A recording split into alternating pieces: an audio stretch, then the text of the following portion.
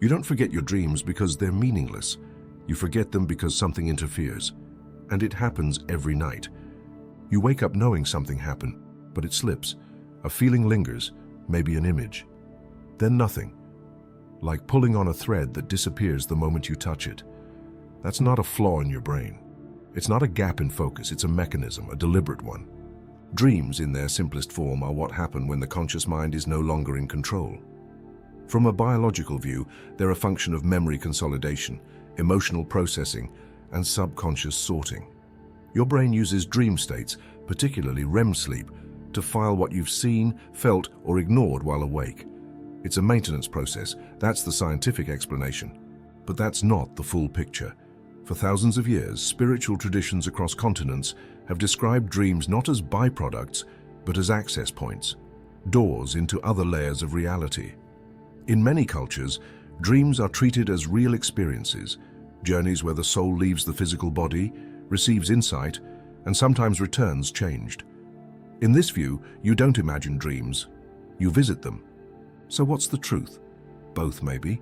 Physically, your brain is active in measurable ways. Spiritually, your consciousness may be engaging with something beyond this dimension. Whether it's another layer of the mind or another realm entirely, dreams are not fiction. They are structured experiences, which is exactly why some of them are removed before you can bring them back. This video isn't about decoding dream symbols or telling you to write in a journal. It's about understanding why your dreams vanish so quickly and why that forgetfulness isn't normal. It's been installed, and the reasons behind it are not what you've been told. 1.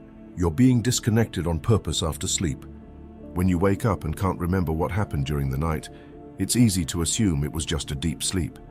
But that blank space isn't a natural result of rest. It's a disruption in the transfer. Something interferes with the bridge between your dream state and your waking memory. During sleep, brain activity remains intense. You're not inactive. You're processing, sensing, observing. And yet, upon waking, most of it vanishes within seconds. That level of loss isn't accidental. Something severs the link, like cutting a call before the message is delivered. It's been observed in sleep studies that the brain is fully capable of encoding dream memory, and yet chooses not to retain it. That choice may not come from you.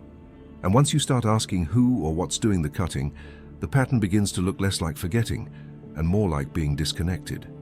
2. Your dreams contain information you're not allowed to keep. Some dreams aren't just reactions to daily life. They feel structured, specific, loaded with things you didn't know you knew. In some cases, you wake up with an idea that vanishes before you can write it down, as if someone yanked it back before it settled. This isn't about bad memory. This is about restriction. Just like classified data that's redacted before it reaches the public, certain dream content is blocked before it reaches your conscious mind. What you saw might still be there, deep in storage, but the key to access is missing. Psychologists have explored how traumatic memories can be suppressed. But this is different. This is about entire storylines, lessons, and information being erased before they can even be claimed. Dreams that are too revealing are pulled back before they can make a lasting impact, as if you were never meant to retain what you saw. 3. Your conscious mind can't handle what your subconscious witnessed. The version of you that's awake isn't equipped to handle certain types of data. When you sleep, the filters drop. You process without limits, but those limits snap back into place the moment your eyes open. Not to protect your memory, but to preserve your mental structure. There are experiences in dreams that contradict everything you know about space, time, or even your identity. If recalled clearly, they'd create fractures, emotional, perceptual, even physical. That kind of disruption isn't tolerated during waking life. This is why some dreams leave you with a vague sense of disorientation for hours, even when you can't remember what they were. You're left with the residue, but not the record. Because if you had access to the full content, you'd question things you're not supposed to question. At least, not yet. 4. You travel dimensions at night, and the return trip demands amnesia. The sleeping mind doesn't just dream, it moves. It visits spaces that operate under different structures. You might call them other dimensions, alternate timelines, or something else entirely, but the experience feels real, too real to explain away. But those spaces don't come with a passport, and when you return, you don't get to bring everything back. It's not about memory loss. It's a condition of crossing. Your mind knows it entered a place beyond logic, but the return trip strips that memory for stability. This isn't metaphor. Many people report seeing events, locations, or entities in dreams that have no place in this reality, yet feel familiar. What happens there isn't random. But the forgetting is part of the deal. The gate opens, then locks, and you come back clean whether you like it or not. 5. You've seen things that would break you while awake. There are things your waking mind is not built to handle. You're structured to live in a very narrow range of perception, but at night, that structure loosens. And sometimes what you see during sleep isn't beautiful or poetic, it's jarring. This could be a violent memory, a glimpse of a different version of yourself, a place where everything is slightly wrong, the sensation of being observed by something you can't name. These experiences are not always symbolic. They are sometimes direct encounters. To preserve your sanity, your brain pulls them away as fast as it can. You wake up feeling disturbed, but you can't explain why. The forgetting isn't kindness, it's control. You weren't supposed to remember, because remembering would make it hard to stay functional here. 6. Dream beings don't want to be remembered. Not every person you see in a dream is a figment of your imagination. Some of them act independently. They know things you don't. They guide, question, even challenge you. And sometimes they notice when you become aware. In many reports, the moment you realize you're dreaming, especially when talking to a certain figure, the dream ends abruptly. Faces blur, details vanish. It's as if the moment of recognition triggers a reset. You weren't supposed to look that closely. These beings, if real, operate under different rules. Their agendas may be neutral, helpful, or unknown. But one thing becomes clear. They're fine with you forgetting, and when they sense you're about to remember too much, the dream collapses like it was never there at all. 7. The system trains you to ignore your dreams. From early childhood, you're told dreams are nonsense, a byproduct of sleep, random images from the brain, nothing important.